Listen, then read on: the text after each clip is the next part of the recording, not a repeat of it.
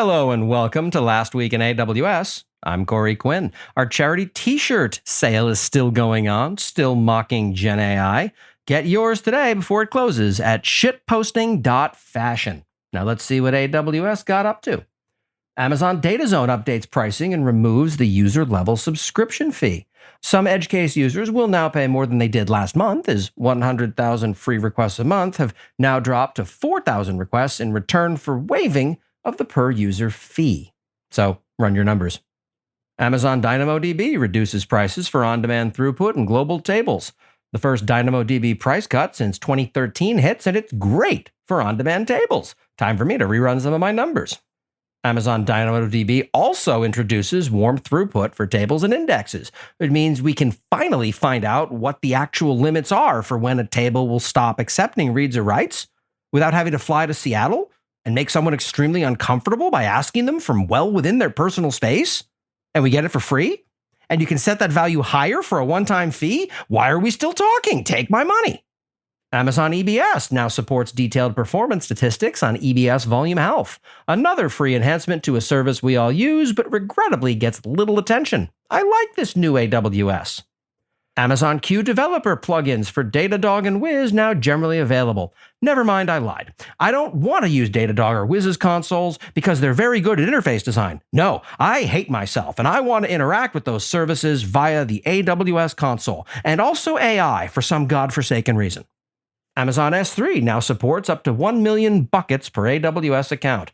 Oh snap, new database just dropped.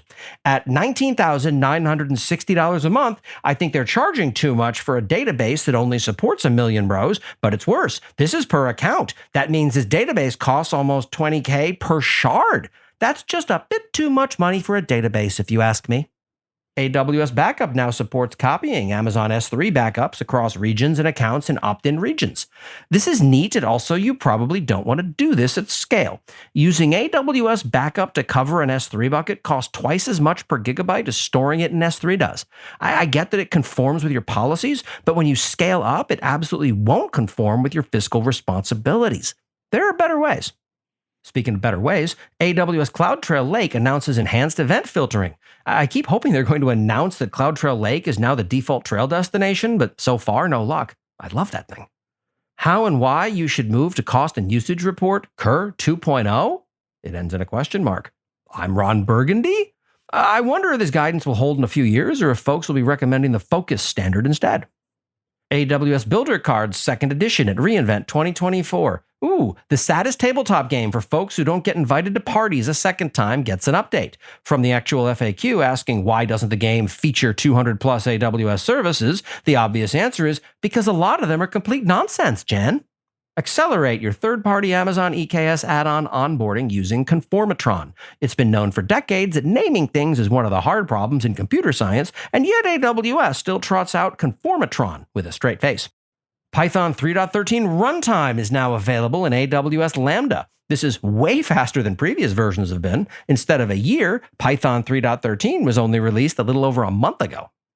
Deploy the cost optimizer for Amazon Workspaces in a highly regulated environment. If you're using Amazon Workspaces at scale in an environment that isn't highly regulated, please just reach out to me and let me know why. I'm having trouble envisioning your use case. Introducing the Live Event Framework, live streaming with ad insertion on AWS. If you don't insert ads into the AWS reInvent Keynote live stream, then you're wait, I just realized that's what the guest speakers are. Never mind, carry on. Introducing Crow, Kube Resource Orchestrator. I'm really hoping someone releases a companion project called Magnon. And finally, along with Elastic Transcoder and Elemental Media Store, this week's AWS service deprecations include the beloved Snowcone, still the heaviest Amazon Kindle with the shortest battery life, 0.1 seconds, ever released. I want one for a memorabilia wall. And that's what happened last week in AWS. I'm Corey Quinn. Please, stick around.